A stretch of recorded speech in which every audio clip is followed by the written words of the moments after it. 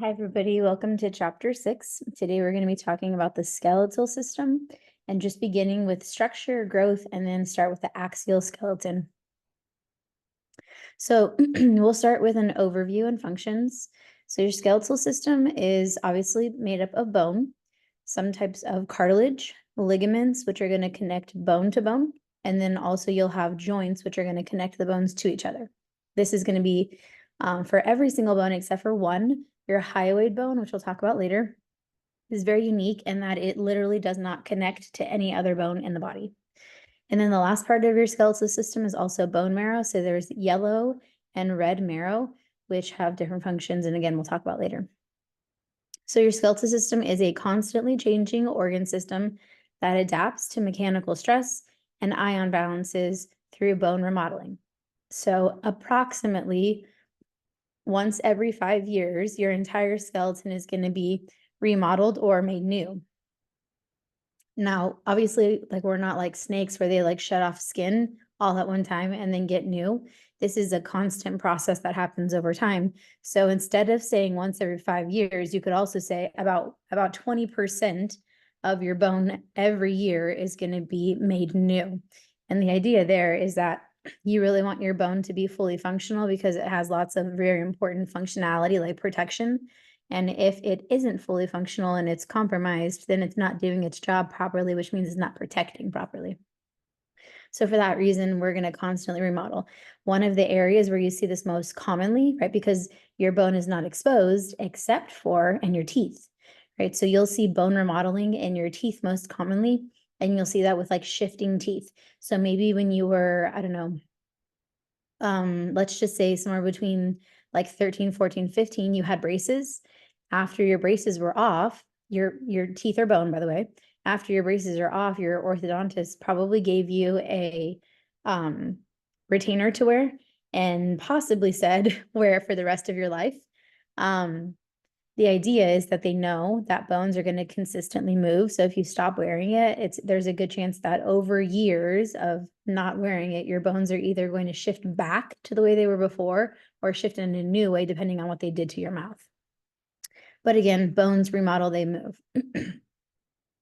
So functions of the skeletal system, they're going to be to support, which means have a framework to build other organ systems. They're going to be for storage of minerals. So the two most important ones are calcium and phosphate. They're able to protect soft tissues like the brain, which is underneath the skull. If you're looking at the thoracic cavity, like your heart and then both lungs, and then also your reproductive and urinary systems in the pelvic cavity. Other functions, blood cell production. So earlier I talked about the red bone marrow. Red bone marrow is where you're going to have blood cells be produced or made. In your yellow bone, the reason it's yellow is because adipose is yellow in color. Adipose is fat. In your yellow bone marrow, you're going to use it for triglyceride storage. And then also your infrastructure for movement. So your bones are going to be held together and then attached to things like your tendons, which attach to muscle. So they're going to be for points of attachment. And then contraction is going to force transmission to the bones, which act as levers, which means you're moving with the use of your muscles that are attached to your bones. Okay, so how do we classify bones? There's going to be a lot of overlap here from lecture and lab. So the parts that are predominantly lab, I'm going to go through pretty quickly and just kind of give you the caveat in the beginning. There's a lot of the skeletal system that I'm not going to ask you in a lecture exam that you are going to be tested on in lab. So I'll go through it with you guys, but you're going to focus a lot more on it in depth in a lab class when you guys are actually looking at bones in front of you. This is the beginning of that part. So when you start to talk about the classifications of bones shapes, this is where it's almost 100% lab. So again, that's where you're going to be tested. But just for the sake of it, different types of shapes: flat, sutural, short, irregular, sesamoid, and long. So flat literally means flat, something like your frontal bone. Sutural means a suture, which means where bones have fused together. So if you're looking at the skull, this is the posterior aspect of the skull. Your skull actually doesn't come fused when you are born And the reason why is because babies' heads are big in comparison to the birth canal. So it's actually beneficial for them to not be fused because the right and the left parietal bones that you guys see here and here actually have the ability to overlap each other when the baby's coming out of the birth canal, which makes it a little tiny bit easier for the mom. Then you have short bones like those of your hand, irregular like those of your vertebrae, which literally just means they're irregularly shaped. Sesamoid kind of looks circular, which is there's only one here in the body, and it's the patella. Well, I guess technically two, because you have a right and a left, which is your kneecap, and then long bones. So like the femur, the tibia, the fibula, the humerus, the radius, the ulna. Okay, so if we look just at long bones and talk about their terminology, because it is long, they have different regions to them. So this middle region here is also called the shaft of the bone. That's going to be called the diaphysis. The ends, the proximal and distal ends, have the same name. So this is called the epiphysis, and then the epiphysis. And technically, because this is the top or the part that's going to articulate with the hip, this is called the proximal epiphysis and the distal epiphysis. And then in between the two, you have this slender region, which is called the metaphysis. So in the ends of the bones, the epiphysis has what we call articular cartilage, which is made up of hyaline cartilage. The idea there is there's going to be cartilage there to help with a little bit of absorption of shock because it's the end of the bone, so it gets a lot of wear. And then in this area, you're also going to have lots of spongy bone. In the diaphysis, which is the center of the bone, you have what's called the medullary cavity. It's kind of just this like opening that has a lot of bone marrow inside of it. And then there's a large part of it, which is the outside part, that's going to be made up of compact bone. And that compact bone is really dense because you want it to be strong. And then those last slender regions here and here are called the metaphysis. These are going to be the connections between the epiphysis and the diaphysis, but also it's where you have what's called the epiphyseal growth plate. So if you look at that thin beige line right there, that beige line is called the epiphyseal growth plate. That growth plate is pretty big when going through puberty, and then as puberty goes or childhood, as you get closer and closer and then finish puberty, it's basically just going to be a complete compact bone. It's completely calcified, so no more cartilage in that region. And the idea there is when there's no more cartilage and it's just compact bone, then there's no more ability to grow at that point in length. Long bones, so you have an articular surface. There's an area here that's going to interact with bones at different types of joints, and we'll talk a little bit later about the different types of joints. But this is one that's going to be called arthrosis, and again, we'll talk about the classification later. In bone, you have different types of connective tissues. So if you look at this cut of, so they've kind of just looked at the epiphysis and part of the diaphysis of this bone, and in this little square right there, they've pulled it out and they've shown you a bigger version of it, right? They've blown it up here, and now you can start to see different layers. So this layer on the outside is what we call the periosteum. It's made up of dense, fibrous connective tissue. And then that's the outer layer. The inner layer is going to be a cellular layer. The periosteum's purpose is to protect and isolate bone. It also helps provide blood supply and innervation. And then it's where you're going to start to see bone growth and repair, because you have what we call osteoprogenitor cells. So the osteoprogenitor cells are going to be stem cells of the bone, which means they have the ability to differentiate into anything you want it to be. And then the periosteum is also going to be continuous with the connective tissue of the joints or tendons, so where they would connect to other things at. And then the inside layer, so they've taken a little chunk of this here, and then they've pulled out the endosteum here, so it'd be on the inside. The endosteum is going to line the marrow cavity. It also has osteoprogenitor cells for continued growth, and then osteoblasts. So osteoblasts are immature bone cell, and the way that you can identify that is osteo, right? The prefix osteo means bone, and then the suffix blast means immature. So when you put them together, it's an immature bone cell. If I said osteocyte, now that means it's a bone cell, but it's now mature, right? CYTE means mature.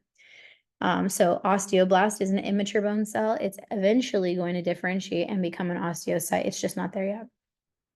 And then the last part is that the endosteum is going to also be made up of an incomplete simple epithelia. Your bones have to also be innervated with blood because they are producing blood, so it needs to be taken somewhere else. They need it to get rid of waste and to carry nutrients to it. And so for that reason, they're highly vascularized, which means lots of blood. You have periosteal vessels that are going to be on the surface of the bone. So then in the epiphysis regions, you have what's called the epiphyseal foramina. The epiphyseal foramina basically just means in this region, you have tiny little holes. So in that region, the tiny little holes are for blood vessels to go through to supply the epiphysis. And then you also have metaphyseal vessels that come from the diaphyseal surface of the growth cartilage, and then they just push out. Inside there, you also have what's called the nutrient foramen. This is an artery and vein that's going to be in the diaphysis, and it's going to supply all the osteons, which are going to be like the functional unit of the cells, the bone cells, and supplying them with the nutrients they need. Okay, it's going to be a lot easier to see when we start talking about that aspect of it histologically because it's so small scale. But before we get there, we'll start to talk about how do you become a bone cell. So again, we said osteoprogenitor cells are going to be the stem cells for bones. They're also called osteogenic cells. These ones can give rise to osteoblasts and osteoclasts. So what this means is this osteoprogenitor cell, because it hasn't differentiated or specialized yet, it can become anything that you want it to. And very often it's going to become an osteoblast, and then that osteoblast will become an osteocyte. So again, an osteoblast is going to be on either the inner or the outer surface, and it's undergoing osteogenesis, which is the creation of a bone cell. An osteocyte looks like this. It's going to lay inside of what we call a lacunae. A lacunae is basically like a well or an opening in the bone, and it's going to just sit inside of there. And then the osteocytes have what we call canaliculi, which means little lakes. Those little lakes keep them in contact with blood, and it's going to help carry the nutrients to those bone cells.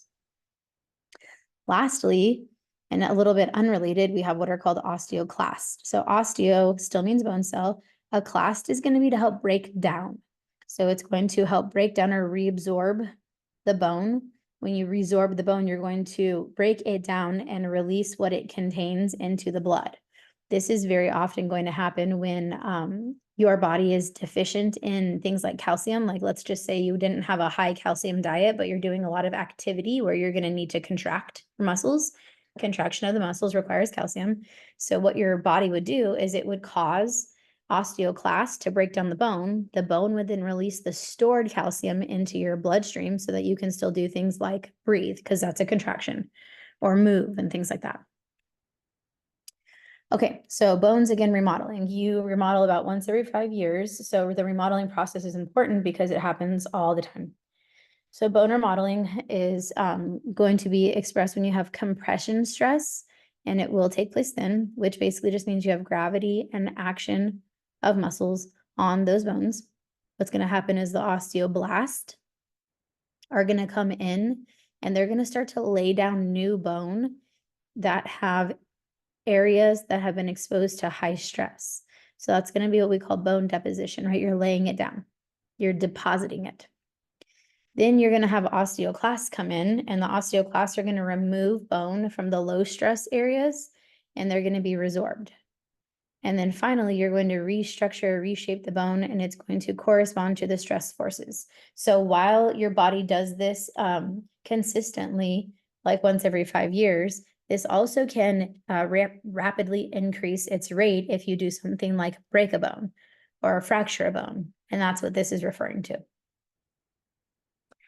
Okay, bone remodeling for different structures. So compact bone, again, in compact bone, you have osteons, you have cortical bone, the diaphysis of the bone, and then the parts that are going to be weight bearing are going to remodel a lot.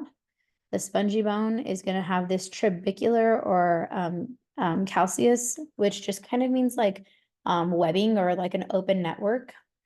And then there's going to be the epiphysis and metaphysis, and this is going to remodel where you have a lot of stress in these areas. So this is what the histology of compact bone looks like. You'll look at this in a lab class and need to know all the components to it. But for now, just learn that each one of these like concentric rings is called an osteon. They have a hole through the center. That hole through the center, you guys can see, is going to be for red, blue, and yellow stuff, and then green. So red is going to be blood, an artery, vein is going to be, or sorry, blue is going to be a vein, green is the lymphatic, and yellow is a nerve. So that hole in the center is very important for all those lines to run through.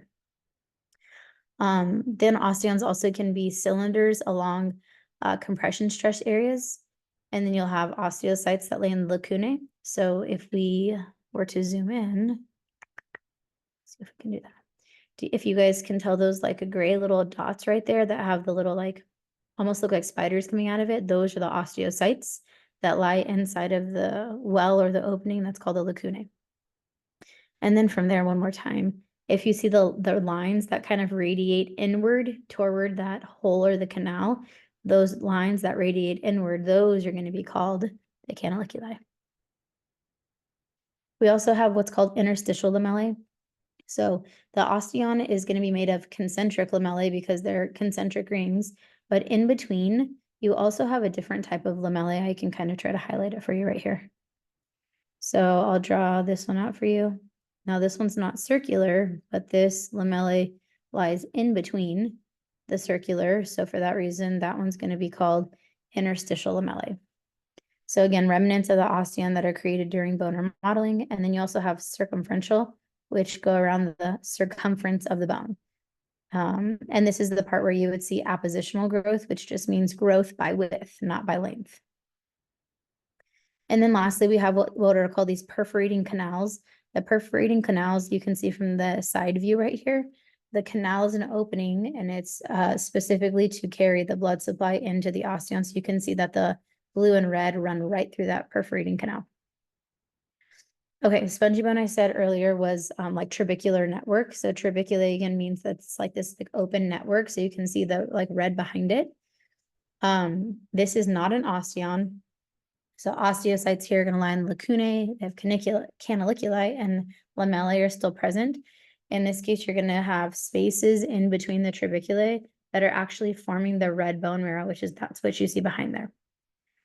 Because there's a lot of openings in this area, spongy bone is much lighter than compact bone, but it's more stress resistant. Okay, so functions. Why do we have different types? Well, compact bone is going to be thickest in areas with little stress. So like the diaphysis of the compact bone is going to conduct stress from one epiphysis to the other. The osteons will run parallel along the long axis. Spongy bone is going to resist stress from many different directions, and it's going to be concentrated in the epiphysis, and it transmits stress from the epiphysis through the metaphysis all the way to the diaphysis or the shaft of the long bone. The trabeculae is going to transmit stress or orient along stress lines. And then also weight loss or stress transducers can change the distribution of how stress is going to be received onto the bones. Okay, so bone growth. This applies a lot to lecture, not so much lab. There's 4 different methods of bone formation and growth. One of them is remodeling and modeling. The second one is formation of bone from cartilage, which comes from the embryo and the fetus. And in this case, you have 2 different types of growth, intramembranous ossification and endochondral ossification. Then you also have 3-dimensional growth of the bone and then fracture repair. Okay, so we'll start with intramembranous ossification. So again, intramembranous ossification is going to be one of the types that you see occurring when a fetus goes from being hyaline cartilage into bone, which is calcified. So all of our skeletons in utero start off completely as cartilage, and as the development happens in utero, there's more and more and more that becomes less cartilage and more bone. So they'll start here with a flat bone growth like a skull. There's 4 primary steps. So first one is development of what's called the primary ossification center in the dermis. In this case, you have mesenchymal cells that are going to become osteoprogenitor cells, which again, those are the stem cells for bone. And they're eventually going to differentiate into osteoblasts, and they're going to start to develop what we call osteoids, which is the organic matrix for the bone. So that would be here, right? The mesenchymal cells are going to become the osteoprogenitors, which become the osteoblasts, which are going to be creating the organic matrix. Step number 2 is calcium and phosphate crystals are going to get deposited into the osteoid. So basically what we're saying is the calcification is starting to begin, which is why you see this going from blue to this beigey brown or gray color, because you're losing the cartilage, which we color blue, and you're turning it into bone, which is a different type of connective tissue. Number 3 is the trabeculae are going to form. So in C, you start to see this like open network. So there's like holes going through here with red or arteries going through. So they're going to spread out from primary ossification centers, and then the blood vessels are going to start to form. And then step 4 is going to be where you start to develop the outside of the bone. So and I don't know if you guys caught on to this just yet, but when you talk about the intramembranous ossification, the calcification and the depositing of bone starts on the inside of the bone, and then it pushes out. So you start on the inside, and then as you push out, the last part to develop is going to be the periosteum, which is the outside layer, because now that's the only thing left to do in terms of calcification or growth of bone, because the inside is done. So again, you develop that periosteum. So endochondral ossification is going to be within the cartilage. In this case, you have hyaline cartilage, a hyaline cartilage model for long bones and like the arms and legs. So here you can see the hyaline cartilage. So the cartilage is going to develop into osteoblasts, which is going to trigger the primary ossification center, in which you have 2 types of cartilage growth. You have appositional growth and interstitial growth. Basically, that means that you're going to allow for growth in the width, the length, and the circumference, right? So you're not just growing in height, but you're also growing in width. The idea there is if you had the width of a baby bone as like a 20-year-old, it would snap very, very easily, because the width of a baby bone is much thinner than that of the width of a adult bone. And then again, along the circumference too. So here's what this looks like with endochondral ossification. You have the cartilage growth that leads to chondrocyte enlargement and then death in the center. So again, hyaline cartilage completely, and then you start to develop inside to outside. Then you have the osteoprogenitor cells in the perichondrium that's going to differentiate into osteoblasts, which is the osteogenic layer. From there, you have osteogenesis in the periosteum and the osteoblasts. They're going to migrate to the cavity. So you're going to start to see this cavity start to form. And then bone remodeling to increase the length and the diameter. So you're going to start to push from the inside to the outside, and you'll notice that there's less and less blue, which is cartilage, on the epiphyseal ends, until it's going to be completely gotten rid of and it's all just bone at some point. Here you have step 5, which is a secondary ossification center, and that's going to be formed in the epiphysis. And then you're going to have the remnant of cartilage in the articular cartilage, so like in this area right here. And then the last part says at maturity, the epiphyseal cartilage production is going to slow. The osteoblast formation is going to increase, which means that the epiphyseal plate is going to become what we call the epiphyseal line, which just means that it's done growing. It can't spread out anymore at that point. So here's the difference in an x-ray. On the left, or picture A, you see the hand of a young child. In this case, when you look at the arrows here and here, you're going to look and see very clearly that there is like epiphyseal cartilage. Cartilage again means not bone. And then the hand of an adult, you'll see that they've fused together. These bones are all fused, and now they've pushed inward and they've connected. And now this is a adult hand, which means no more growth. Okay, next one's appositional bone growth. So here you have growth at the outer surface. Here you're gonna have successive layers of circumferential lamellae growing on the outside. So the idea here is they've taken a cross section of it, and now they've shown you as an infant, here's what it looks like, right? There's not very much or not a very big diameter. Number 1 says new bone is deposited parallel to the blood vessels, which is important. And then it's gonna say the ridges of the bone start to enlarge and begin to envelope the blood vessels, which causes this tunnel formation. From there, the osteoprogenitor cells are going to enter the tunnel and differentiate into osteoblasts. They're going to start to push out. New lamellae gets added on the outer surface, and the osteoclasts will come in and they will remove the bone on the inner surface. So that stuff on the inside is going to get removed, and it's going to be made bigger and bigger and bigger and bigger. This is the same thing, just from a different view.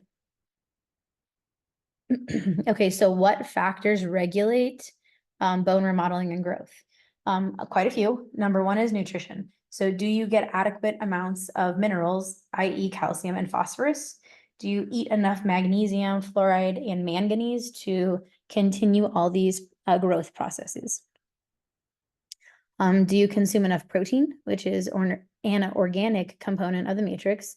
And then even after that, are you able to absorb it all? So do you get an adequate amount of vitamins A, C, K, B12, and D, which is going to help deposit the calcium into the bone, or even like the creation of?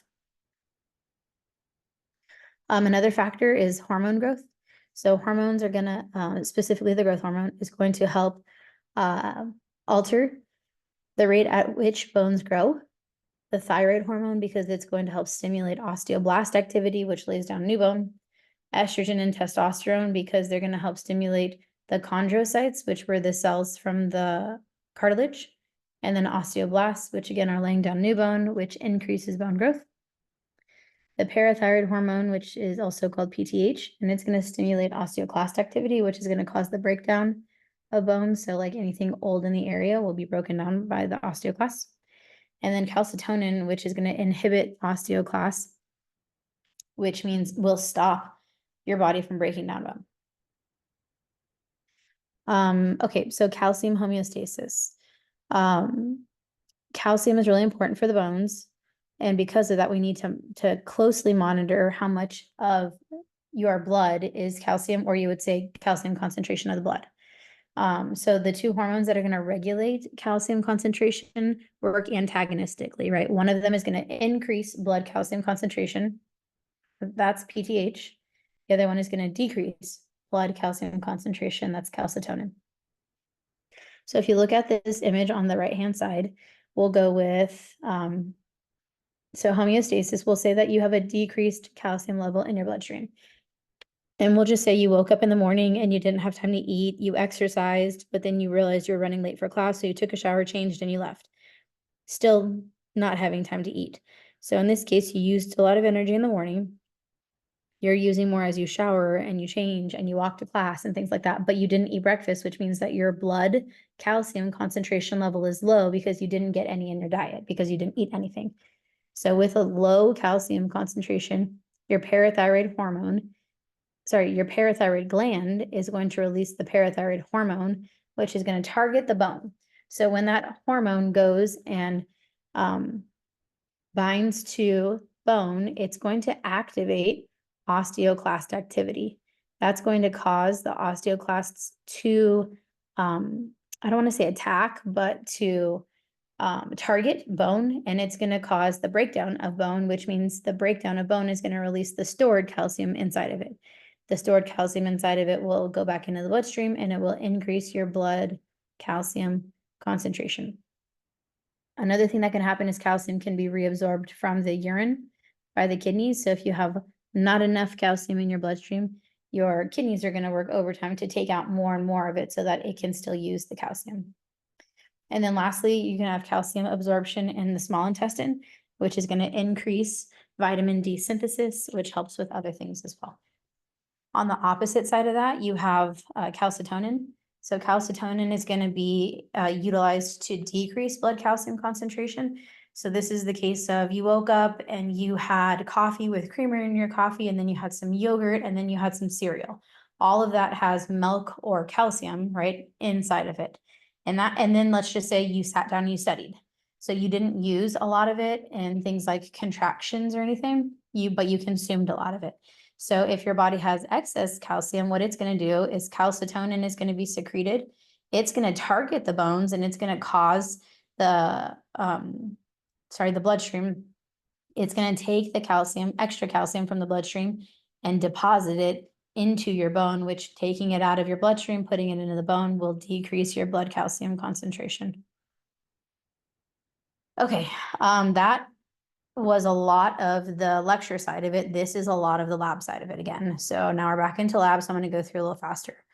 So bone markings, which are important for lab, are going to be very beneficial because the way that this has been set up is you're building a little bit off of the material that you learned the last week or the last day in class, because when you start to do things with like terminology, you can't talk about bones until you know, like, this bone sits this to that bone, right? This bone is proximal to this bone is lateral to this bone. Then you're going to learn all the bone markings, because when you do, it's going to help you tremendously when you get to the muscles, because there are lots of muscles that are going to be named based on what bone they sit over. So bones and their markings. You will never, ever, ever have a projection or a groove on a bone unless there is a point of attachment or a structure that causes it. If there's nothing important that's going to attach there, it's going to be smooth. If it's rough, it's for a reason. The bone markings have three general classifications: articulations, which means connections; projections, which are protrusions; and holes. The holes have different names based on the size of them. So you have like canals, a meatus, a foramen, a foramina, right? All of those are going to be different types of holes. Okay, so this is going to be very important for you to go through. Make sure you guys go through all of it, but very briefly, articulations, again, a point where two bones meet. A projection is going to be a site of attachment for a muscle or a ligament. A trochanter is going to be a very large, rough bump.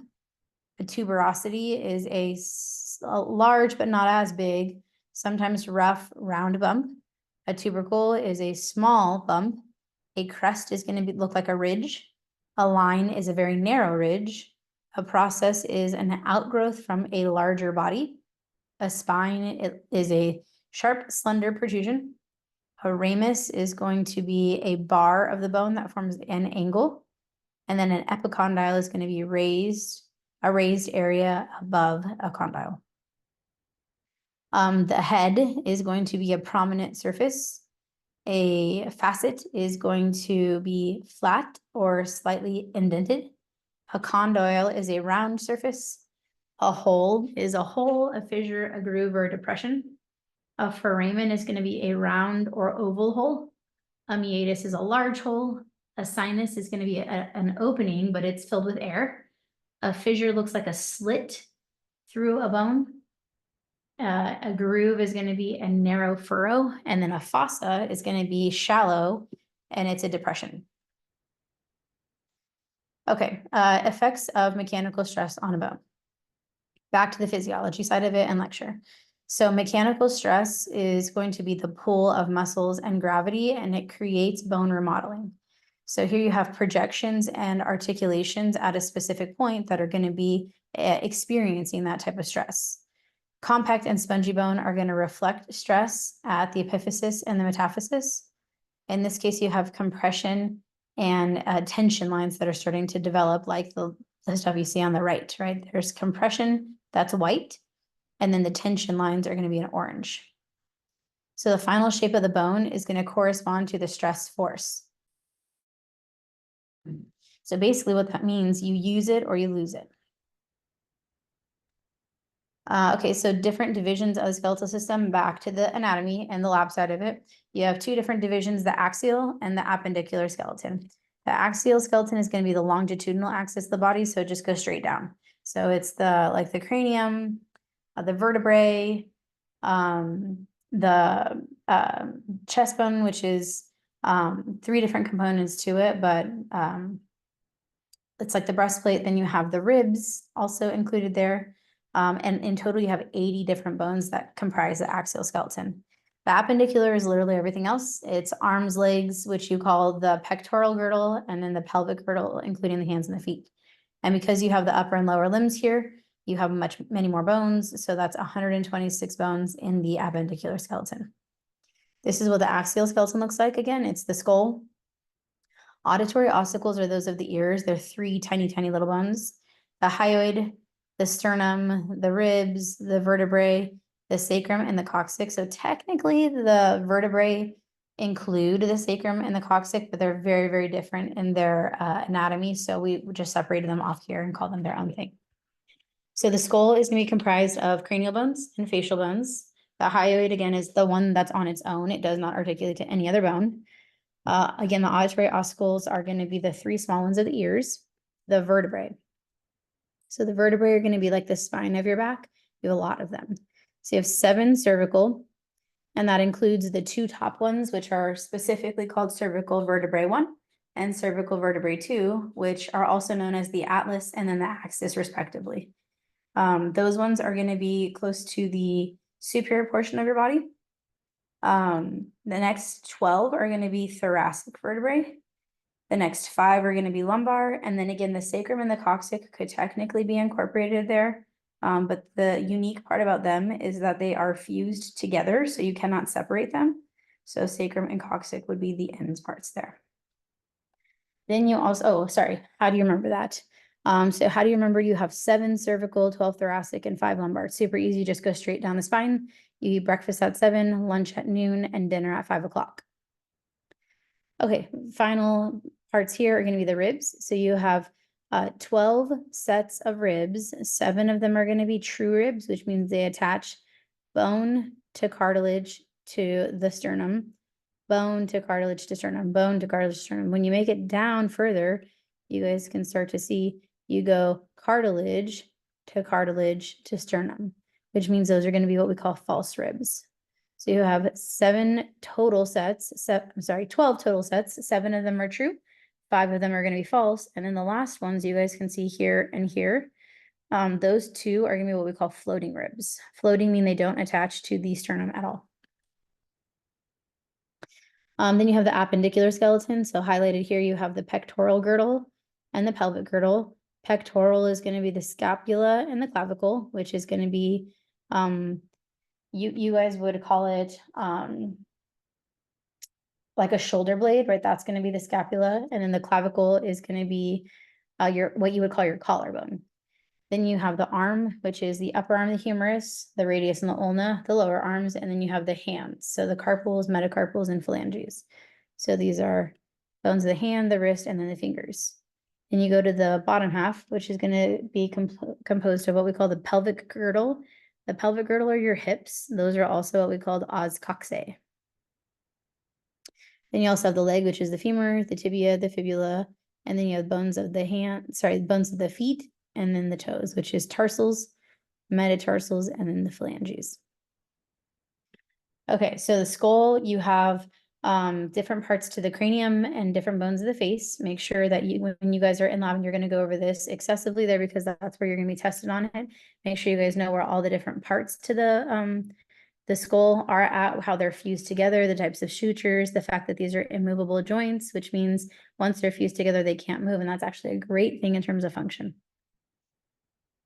Here's what the superior skull looks like. So from the top, you see the back of the head here, front of the head here. Here's the nose, the right and the left parietal. And now you can see very clearly, this is what we call the sagittal suture, which is just the connection between the right and the left sides of the skull. Here's the anterior skull. Again, I'm not going to cover all of these right here because we will never, ever ask you these in a lecture environment, but make sure you guys learn all of the features to the skull in all views. So this takes us to what we call the paranasal sinuses. So these are going to be named for the bones in which they are found. So the frontal bone has a frontal sinus. If you ever get like most of the time people call it a sinus headache, it's because you have a lot of, we'll just say pathogen in your body that's gotten built up, and it just, the lymphatic system just stored it in the frontal lobe or in the ethmoid region or maxillary areas like the upper lip. You can kind of massage those regions with like a finger. And if you like rub them in circles, it will relieve a lot of the pain in those areas if you're sick, because they're clogged by pathogens, essentially. Here's just a different image of a skull with, you can see things like the sinuses here. So like 3 is the sphenoidal sinus, 1 is the frontal sinus, things like that. An orbital is just the opening for the eye. In the eye, you have a couple different structures there, and at different points where the bones are going to meet together. Like here you have the frontal bone, and this is what we call the sphenoid bone. Here you have the zygomatic, which is your cheekbone. Then you have the lacrimal bone and the ethmoid bone and the nasal bone and the maxilla. So there's lots of different areas that kind of parts of the face that converge into this one orbit. Okay, so we kind of already talked about a little bit of the difference between an infant skull and an adult skull, but because the bones have the ability to overlap when they're coming out of the birth canal, they have what we call soft spots. So soft spots are anatomically called fontanelles. You have fontanelles in that area because the bones have to go back into the regular place and then eventually fuse together. But before they do, the only thing covering them, because there's no bone over it, the only thing covering them is connective tissue.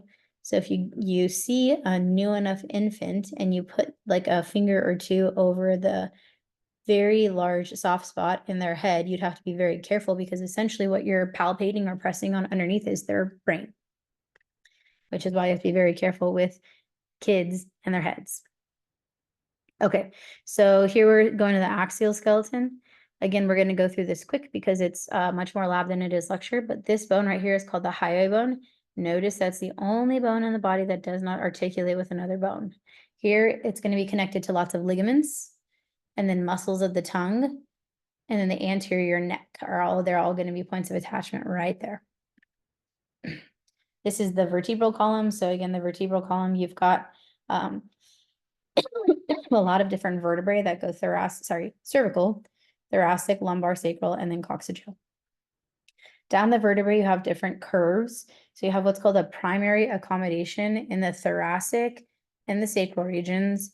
And then the secondary, which is for compensation, is going to be cervical and lumbar. So they're bending different ways, right? This one's bending this way, and those are both secondary or compensation. This one's going to be accommodation or primary, and then primary.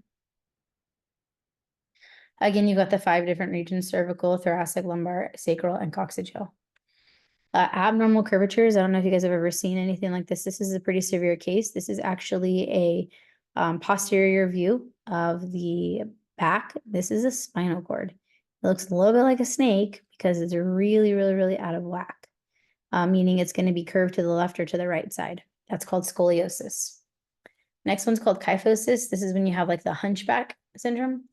And then the final one is called lordosis. This is typically found in pregnant women towards the end of their pregnancy because there's a lot of weight on the front of them that normally wouldn't be there. So their back has to kind of accommodate and bend a little bit extra to try to be able to carry all the weight that's on the front side.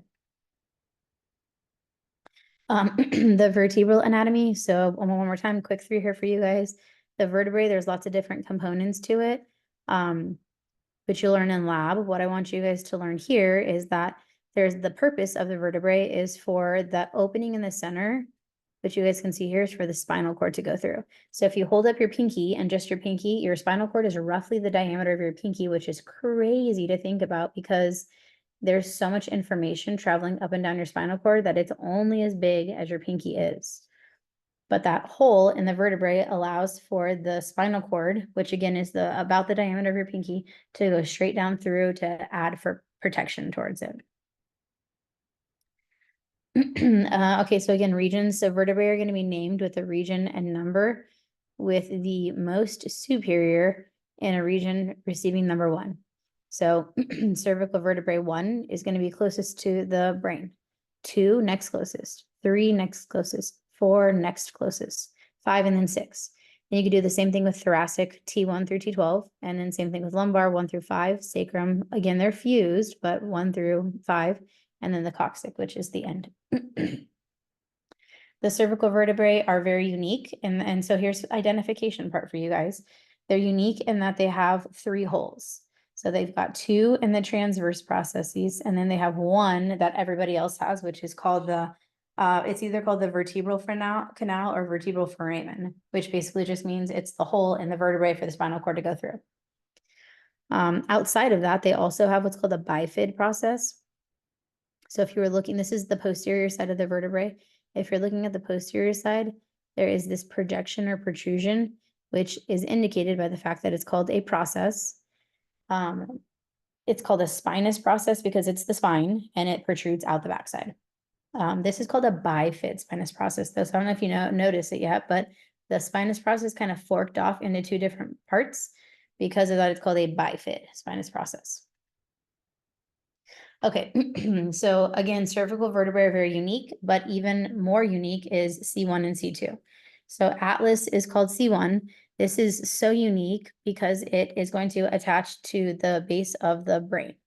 And because of that, there's no body to the vertebrae. It just has a lot of ligaments around this dens, which comes from the axis. It's going to help in the anterior and posterior vertebral arches, the tubercles. It has an oval superior articular facet, and because it articulates to the occipital condyles, which come from the base of the skull, it's going to allow nodding, which means yes. You can nod yes because of the atlas. Axis is going to rotate around a different plane, which is this right here. It's called the dens or the odontoid process. Right? It's going to protrudes out into the superior plane, but because of that, there's no intervertebral discs in this area between the atlanto and axial joint, which is this one and this one. But because of that, it allows rotation around. So you can shake your head no due to the dens or odontoid process of the axis. That takes you into thoracic vertebrae. So you've got T1 through 8 that articulate with 2 ribs, 9 through 12 that articulate with only 1. Something unique about the transverse processes of the thoracic vertebrae is they have these flat areas on them. Those flat areas are going to be called facets, right? Or costal facets. The costal facet is for some of the rib to come articulate to there. Sorry, really quick jump back. When you look at these from the lateral aspect, most of the time people say that they look like an anteater or a giraffe head. And this is one of the ways that you can distinguish the difference between a thoracic and a lumbar vertebrae. Because when you look at a lumbar vertebrae, when you look at it from the lateral view, it very much looks like a moose with those big ears and big nose. On top of that, you can also try to identify them by the fact that they're large. Their body is very oval shaped, and because of that, they can bear a lot of weight. This is going to be what we call the sacrum. This is fused, so you can tell that this is an adult. You have what we call transverse lines that are going to go from one side to the other. You have a superior auricular process on the top, which is going to help create the sacroiliac joint. And then you have what's called the sacropromontory, which is an opening that we go straight down for the nerves. You have a median sacral crest, which is going to be on the posterior side. It kind of looks like a spine almost. And then you have the sacral canalar hiatus, which is on the bottom, the inferior side, and it would go directly up. Then you have the sacral foramina, which are these little holes right here.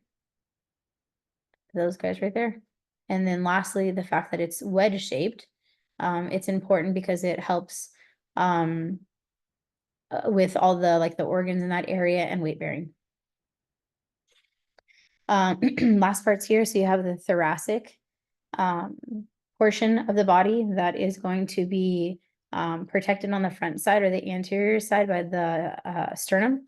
Now the sternum has a couple parts. It has the manubrium, which is the superior portion. It has the body, and then the inferior portion is going to be called the xiphoid process. That is going to then be connected to the clavicles that you see here and here. So the manubrium has what you call a jugular notch and a sternal angle. The jugular notch is going to be on the superior part, and that's going to be for things like the jugular vein to go through. The sternal angles are going to be on the lateral aspects, and then you have the clavicular notches on the manubrium as well that are going to be notched out for the clavicles to insert or attach there. Then you have the body, which is here or here, which are going to be lots of points for rib attachment, which is why you see the kind of waviness there. And then the last part is the xiphoid process. This is going to be a point of attachment for the diaphragm, or it's the muscle that you use for breathing. And then also the rectus abdominis. So lastly, the ribs, we talked about the fact that you have 12 different pairs. 7 of them are going to be true. So they're going to be attached to the cartilage and then directly to the body of the sternum. Then you have the 8 to 12 false ribs or 5 sets of them. So you're gonna attach rib to cartilage, and then back to sternum. And then lastly, the 11 and 12, which are floating. So 2 on each side. The anatomy of the rib is really easy. You have a head, which is going to be the most posterior aspect of it. You have this tubercle, which is a rough bump. You've got a body, a costal groove, and then this is called the sternal angle, which just means it's really flat. It attaches in the front. Okay, so clinical issues really quick. As you age, your bones also see the effects of that.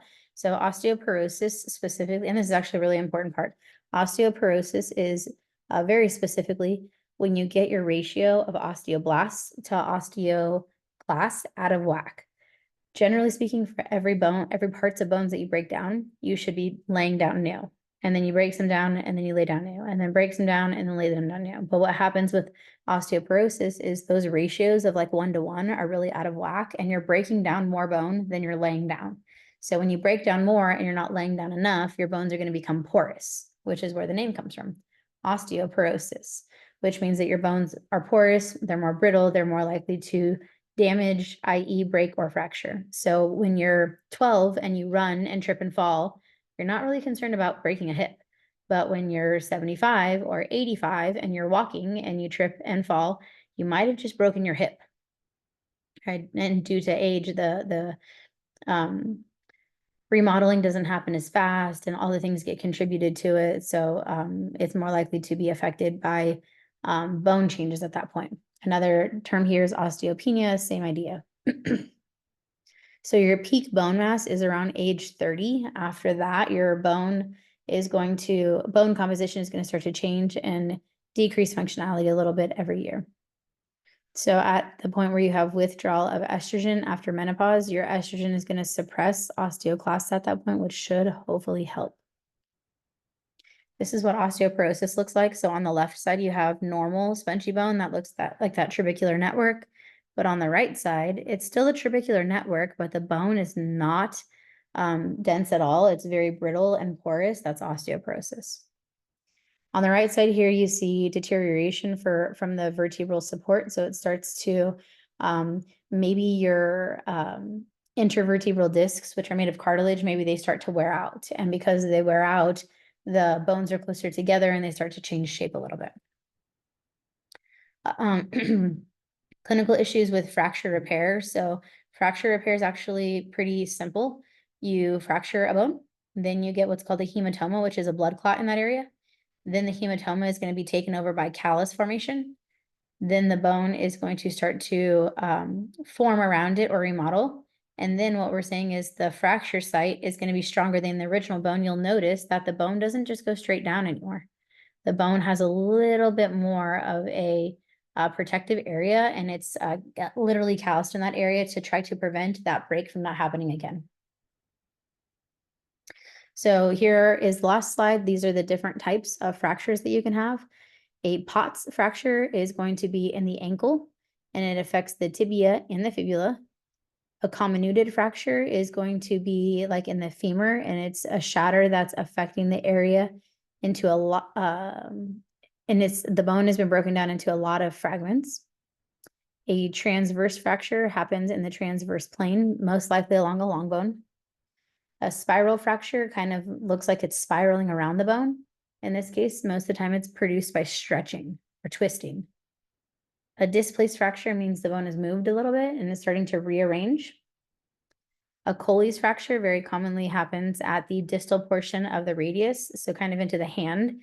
And most of the time it happens where you're like walking or running and then you extend your hand out when you trip in order to prevent the fall from hurting different areas of soft tissue. But because of that, there's been a lot of compact in the palms of the hand or the wrist area, which causes the Colles fracture. Next, you could have a green stick fracture, which is only going to happen on a radius, and only on one side of the shaft is there breakage occurring. Next one is going to be a epiphyseal fracture. In this case, like one that occurs in the bone matrix that's undergoing calcification. There is a very clean and transverse fracture in this area because there's highly it's highly innervated, it's very likely to heal quick. And then the last one's a compression fracture. This happens like in between the vertebrae, where literally just over time you use your vertebrae, your spine a ton. Maybe you jump a lot for whatever reason. The discs are going to start to wear out until you have essentially bone grinding on top of the other bone. Okay, you guys, that ends it for today. If you guys have any questions, please let me know. If not, I'll see you in class.